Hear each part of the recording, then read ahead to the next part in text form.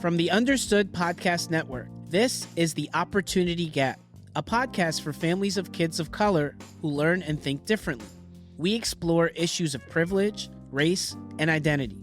And our goal is to help you advocate for your child. I'm Julian Saavedra. And I'm Marissa Wallace. Julian and I worked together for years as teachers in a public charter school in Philadelphia, where we saw opportunity gaps firsthand. And we're both parents of kids of color, so this is personal to us.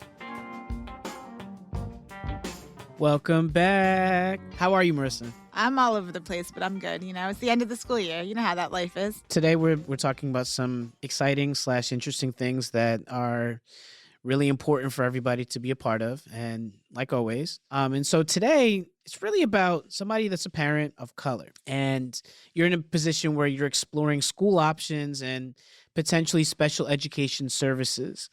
That can be really tough. We know that that's a really hard position to be in. What makes it scarier and more complex, right, is that you hear so many different opinions and so many different scenarios. And this happened at this school or this happened to my child.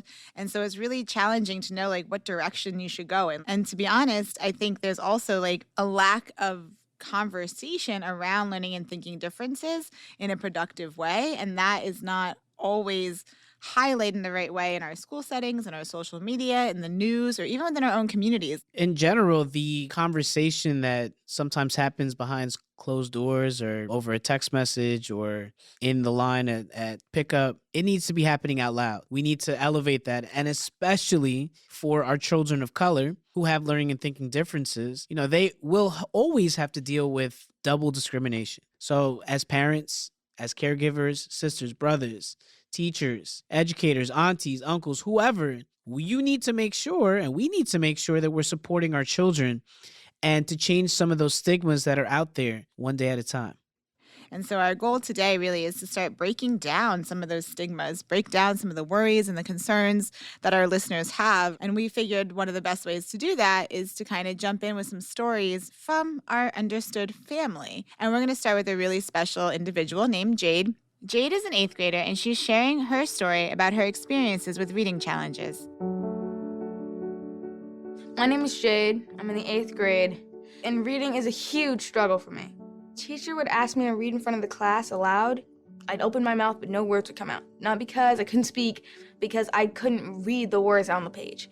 They were jumping around, backwards, blurry, sideways. D was a B, W was an M. I just kept it all to myself, like, no one can relate to me. This is just my problem, and I have to deal with it. I have to find a way to deal with this.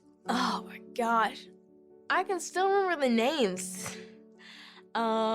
Idiot, dummy, slow, special ed. It's like every day going through that takes a piece of you. After a while, you just you get this numb feeling, like it just doesn't bother you anymore. That's when you get really worried. That's when you should get really worried. When you get this numbing feeling, someone calls you something, you're like, I don't care. They're right. That's the worst feeling in the world. I think that story and those sentiments are similar to how a lot of our students feel. And I think it's important that we don't want our children to feel alone in their journey. You know, we don't want them to feel that they're not smart or that they're incapable of things. So as a vice principal, what are some ways that you help building community with your students who have learning and thinking differences? That's heavy, to hear this young lady talk about how she's experienced these horrendous name-calling situations in class. I can almost imagine the kids calling out and saying it while she's attempting to read, to have to work herself up to even get to a point where she can read out loud. That's heavy. That's a lot. And you and I both know kids can be mean. Adults can be mean, but kids can be mean sometimes, and they might not know exactly what they're doing, but it doesn't change the impact it has on the person receiving those words. And so when I think about Jade, and I think about the children that experience things similar to her, as educators and as adults in the lives of children that experience that, the first thing is making sure that we listen, and we listen with empathy, and we give them a place to just share what they're feeling and what their emotions are without judging.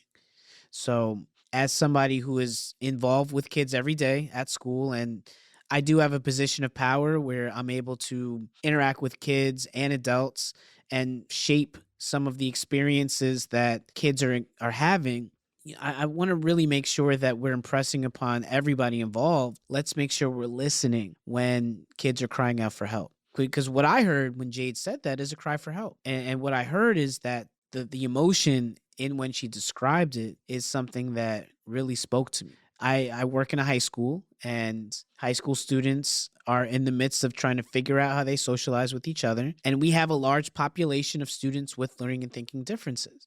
And in some cases, the interaction between the kids who have those differences and the kids who might not is tenuous. Sometimes there's issues between them. And sometimes the kids don't necessarily understand each other. So what do we do as adults? We have to make sure that we create the environment and the circumstances possible where positive interactions can happen. For example, there was a number of my 9th grade boys were having some issues with one particular student. He has autism, and part of the way that his autism impacts him is his social awareness of reading on cues is a little bit difficult for him. He doesn't pick up on some of the social cues that some of the kids are giving him. And a couple of the boys were interacting with him, but it was more of a situation of I'm laughing at you and not laughing with you. So they were making him say things to girls that they thought were funny, and he thought, oh, this is me making friends. And what he didn't realize is that they were actually making fun of him, right? So we caught wind of this, and I spoke with the teacher and I spoke with his mom, and she's well aware of this happening. It's not the first time it's happened in his life, and he really desperately wants friends. So we devised a situation where we said, let's take some of those boys, the ones that are very popular, and we're going to go to his classroom and we're going to hang out on his space and his comfortable space with his teacher and his friends that he's with, and we're going to hang out and do something on his terms. And so I took a couple of the most popular boys, and we made a big deal of headed over to his classroom, and we played a game of Uno. And he beat the pants out of all of us. But it was such a cool experience because the 9th grade boys, when they got to go and be in his classroom, in his turf, on his area, in his comfort zone, a couple of them said, Mr. Saavedra, I never got to really hang out with this crew. I want to come back again. I had a lot of fun. And Mr. Saavedra, it made me feel a little bad that we were saying those things to him. I wish we would have known better. And when I think about if we would have just been more proactive about creating more interactive situations like that, then we could have avoided some of the potential harm, just like Jade experienced. And so what I think about people like ourselves who have positions of power to create the experiences and create the environment for interaction, the most important thing is to think about both sides. Not only thinking about the students who have learning and thinking differences, but also the other side of the equation too, and making sure everybody is feeling comfortable. I think that the goal is to hear more opportunities like that where you can identify and then make an action plan to address it and end up with a better result. And I teach 8th grade, so like Jade's story is like super touching and personal because I was teaching middle school, and it's already such a transitional year. There's a lot going on in middle school, and that 8th grade year is so important because you're getting ready for high school, for building that independence. All those things that are happening makes me super sad is a lot of my students in the virtual school that I'm at, they have made the choice to be in these virtual settings because of just the intense amount of bullying and trauma they experienced in their schools, in their in-person settings, that both their families and the students themselves, because they are 13, 14 years old, so they are able to articulate, I can't be in that setting because I can't deal anymore with getting harassed or traumatized because of my learning and thinking differences or how I'm different than the other students, and it breaks my heart in this setting because they have now come to a place where they feel safe, right? And we know that students need to have a sense of belonging and need to have a sense of safety to really be able to meet their full potential and be truly engaged in education. Started really towards the end of last year when I started to find ways to connect, because that is always the downfall, right? Families are always like, this place is amazing and academically it's really supporting my student. However, they don't go outside. They don't get to interact with their peers in person. And so I get that. So one thing that I've done that's been really important is I do something called a lunch bunch. And it seems so simple, but it's just creating community. I feel like that's such a big piece of it, because once you create community, it really helps to break down some of the stigmas, because you have opportunities to share. A lot of these kids have very similar likes, like their activities and what they enjoy doing, whether it's video games that I don't understand or social media or TikTok dances or, whatever it is. They all have similar interests, right? Or art. A lot of my kids are very artistic. So they come together and they share their interests. And then it doesn't, like, once you bond on something that you have in common, it makes the differences like less observable. So for our listeners, then, how do you create a lunch bunch virtually? Does everybody just show up with their lunch and turn their screens on? And I always have it where I at least have an icebreaker, or I have a game. Like, you'd be surprised what's out there. Like, we have played all kinds of, like, it's called Block It. There's all these like challenges you can do. We've done like trivia. So I always start with something, right? Something to like get them going, thinking, interacting. And then I always make sure that I also allow for like free talk, right? Like, just let them be kids, especially because the way that our school's designed is our kids are in classes for a lot of their days, and then they are just with their family. So the lunch bunch for a lot of them is the only way where they can have just like actual social interaction with other kids. So it's all through Zoom. Literally the 50 children that I work with, all of them are invited. They don't always come, I invite other kids. Sometimes they're like, hey, can my friend from this class come? Sure, absolutely. that's cool. Actually, I was thinking about during the pandemic and quarantine, how you remember when DJ D Nice had like club quarantine, and Yes. everybody would show up on Instagram and he'd put music on. Like, it sounds like that, where like people have something to come together and share. Or our parents out there, what do you think they should do? Should they ask for a lunch bunch too? Or like, what do you think they can do to help with some of this stigma? I mean, I think that's a great idea. Like, I think that there's something to be said about finding ways that don't seem so educational. You know what I mean? Like, things that are like that are obviously done in an educational setting,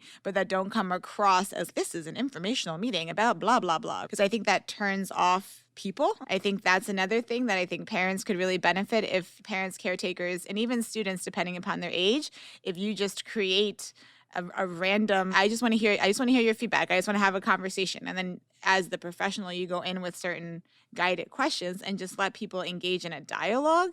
A lot comes out of that, Parents ask for a lunch bunch, cool, like set it up, or if they ask for some type of, I think, try to make it less isolating, try to make it a group event of some sort. Which, now let's shift gears a little bit, since you brought up parents, right, and caretakers. I think that's another important piece of the puzzle where there's a lot of stigma when it comes to parents. I'm excited to introduce this next clip. This is a really important kind of tidbit for our listeners out there. She's a really unique individual. She works at a landmark college, which is a really cool college that's specifically geared towards individuals with learning and thinking differences. Here is Manju. Culturally, Asian Americans and Asian Indians or Far East parents are often of the mindset that this is somehow my fault that my child has learning and attention challenges, and I didn't do a good job of parenting, which is as far from the truth as it possibly can be. What often happens is students and our children pick up on what the parents are feeling, and if you're feeling the stigma and you're feeling ashamed, your son or daughter is picking it up. What's interesting about what she had to say to me is it's lifting up another side of the experience of people from different cultures that we don't hear about a lot of. We say people of color, and people of color encompasses a really big umbrella of different ethnicities and cultures. And she specifically spoke on the experience of Asian Americans. And even within that group, there's a whole bunch of different cultures represented. But by and large, there is definitely a stigma present for people, and those that come from communities that aren't historically represented in the larger context of education, is that the number one thing we have to think about is any sort of these learning and thinking differences that appear are not the fault of a parent. It's not a parenting flaw. It's not a mistake that a parent made in the raising of a child. This is part of who your child is. But thinking on this, I think in general, any parents For you, Marissa, what do you think is some advice that you might have for parents that might feel like they're struggling to ask for help? Yeah. And I think that's a big piece of it. I think that there is how Lincoln had to receive early intervention. And I remember, even though as an educated professional who's worked in the business of learning and thinking differences, like, why is he having this speech delay? Like, what? Those are questions you had for yourself? Like you started questioning things for Right, yourself? absolutely. There's been, at that point, 9 years in a career of education that dealt with learning and thinking differences. Just getting that news and having to go through the process of him getting evaluated, I still had these questions. Did I not read to him enough when he was, like, there was just so many like random thoughts that I had that was like, what mistake, right? What misstep did I do as the parent, as the caretaker, that caused, right, this learning and thinking difference for my child, right? As the adult, you first and foremost have to educate yourself, get knowledge on understanding it, because once you start getting that knowledge, you'll realize it's not something you did. Once you start doing the research and learning what exactly these learning and thinking differences are, there's not going to be anything that's going to say, it is your fault, mom, it's your fault, dad, it's your fault, auntie. Like, that's not going to come out. Instead, you're going to understand that these are just what you deal with, and it's just the way in which your child is going to experience the world. And I think once you're educated, it helps you then to have a different attitude. And remember, your kids are like sponges, right? So they feel and they feed off of whatever you're feeling. So the best thing you can do for your child is to really get to a place where you've accepted it and where you have put that stigma aside. So I think that's my biggest piece of advice. Get yourself in a place where you're comfortable with it so that you're not projecting this like negativity or this stigma onto your child, because that's only going to hurt them. In addition to the conversations that you have with your students at your school, and I know you've shared some before of like interactions you've had with families and parents, I am, curious, like, what is going on or what is something you can think about that has occurred with the family about this particular feeling and the stigma, especially with parents of color? Thank you for the question. I think it's a combination of asking for help, but also, like you said, the acceptance portion of it. And it all depends on what part of the journey the child and the family is on when it comes to learning and thinking differences. Like when somebody's first finding out that this exists within their child, they might be at a different place than if this is, years and years and years into this, understanding what they need to do for their child to be successful. And I've said many times, the most important piece is the idea of trust. There has to be trust established between the family, between the school, and with the child, right? Like we've said many times, the three-legged stool. If everybody is not on the same page and equally putting in effort, then the whole thing is going to fall apart. And so we try to make sure that in those meetings, we make it comfortable for everybody. We're calm. And I deal with teenagers. And as we know, teenagers, their emotions are on their sleeves and they can go from 0 to 100 really fast. So it's really important that we think about how we say it just as much as what we're saying. And so as we do that, we also ask lots of questions of the child. Hey, how you feeling about this? Or tell us more about your experience. Or what do you think? Ask us any questions you might have, because we want to make sure that at the end of the day, the child is feeling like they are getting supported. So we've been intentional about trying to connect those families and saying, hey, why don't you all talk to each other and share some of your experiences?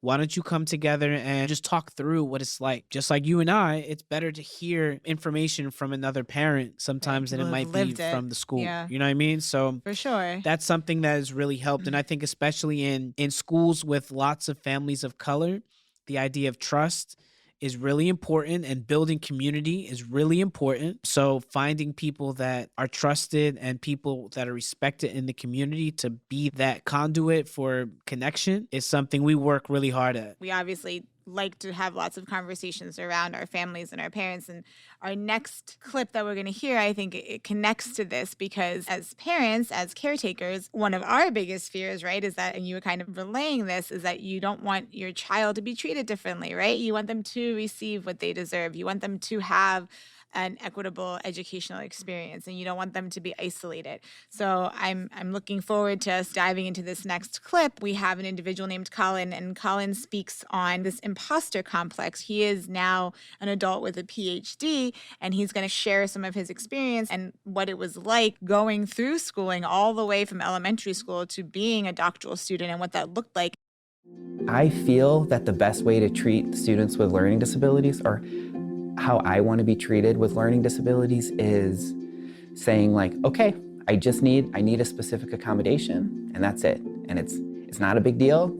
I just need a reasonable accommodation. I don't want to be treated differently beyond the accommodations in my IEP, and I don't want to be called stupid. The accommodations I got in elementary school were the same accommodations I got when I was in graduate school, getting my PhD. So I think getting diagnosed early and getting those accommodations is incredibly important. Do you want to remind everybody what an accommodation is? So an accommodation can be a variety of things. So an example of one would be something like, for example, assistive technology in the sense of having a text reader, meaning that if a student or an individual has a hard time with reading fluency, so they might be dyslexic, there might be a lot of blurry or jumbled letters or words, and so it's not that they can't or they don't understand, it just might take them a longer time to read. So an accommodation is something where it's not changing what we're giving them or asking them to do, it's accommodating them. In this case, the text reader would read it for them. So therefore, they're not stressing about actually reading it. They're able to listen to it, like an audiobook sometimes could be used. A lot of my students use audiobooks, or there's so many different programs out there where it'll actually, like, you can highlight what you would like to be read aloud, and the computer program will actually read it out loud to the individuals. Now that we've heard from a few different individuals and race and the lack of opportunities with learning and thinking differences, how does it all kind of come together? Like and that's a heavy question. It's messed up. This world is messed up. We got to do better, but there's a lot of hope. And just thinking about the three different clips we heard, right? There are people from different racial groups, people from different generations, and people of different roles. Right? So all of them spoke with different experiences, but I think the theme from all of them is the idea that education is a right, and it is a right that should be experienced by everybody, and it should be experienced by everybody to a place where they are getting the services that they deserve. And then Colin coming through talking about this inspirational situation where not only is he understanding and well-versed in the accommodations that he knows he needs to help him, which speaks a lot to, we know what his experience was like. And sadly, if we went around the country and looked at students of color who have learning and thinking differences, the vast majority of them may not be able to say the same things that Colin can say. So really, it's more about how can we find opportunities out there to support our students who are not getting the services that they deserve. And so the intersection really comes down to unlocking some of those opportunities that are there and making sure that the help is being received. So the stigmas that are coming with special education comes from a real place. It is the reality for many, many, many years. Students of color and families of color were not receiving the appropriate services that they deserve. Like, that's a fact. And for many, many years, and in many cases, even today, they still are not. And so, like, public education is a right. It's not a privilege. It's something that everybody should receive. I think it's something that is present, but it's getting way better than it has in the past. And organizations like Understood and organizations that are out there who are really actively trying to bridge the gap and close that gap to try to break that down and help families understand what they deserve. That's really where we got to get to the work. Yeah. And I think there's something to be said about some of the younger generations too. I think that there's a lot more push and a lot more acceptance. I think that's part of the hope as well. It's so many things that are hopeful things. There's a lot of really extraordinary things going on. And it's more about figuring out how we can make more connections between the people that need help and the people that can provide help. And at the very least, sharing experiences, speaking up about what's going on the day-to-day, and finding people that have common experiences and finding people that are dealing with the same things the more that those conversations are uplifted and the more those conversations are occurring, the better it is for everybody. So I love the fact that we got to hear from 3 different people who shared their own experiences, because it makes those that are listening, it's just that comfort, right? Like that comfort that you get when you're like, oh, wait, I know what you're talking about. I'm going through the same thing. You've been listening to The Opportunity Gap from the Understood Podcast Network. Do you have something you'd like to say about the issues we discussed on this podcast, or a topic you'd like us to cover? Email us at opportunitygap@understood.org. We want to hear from you. If you want to learn more about the topics we covered today, check out the show notes for this episode. We include more resources, as well as links to anything we mentioned in the episode. Understood is a nonprofit organization dedicated to helping people who learn and think differently discover their potential and thrive. Learn more at understood.org/mission. The Opportunity Gap is produced by Sin Pim. Brianna Berry is our production director. Andrew Lee is our editorial lead. Our theme music was written by Justin D. Wright, who also mixes the show. For the Understood Podcast Network, Laura Key is our editorial director, Scott Koshier is our creative director, and Seth Melnick is our executive producer. Thanks again for listening.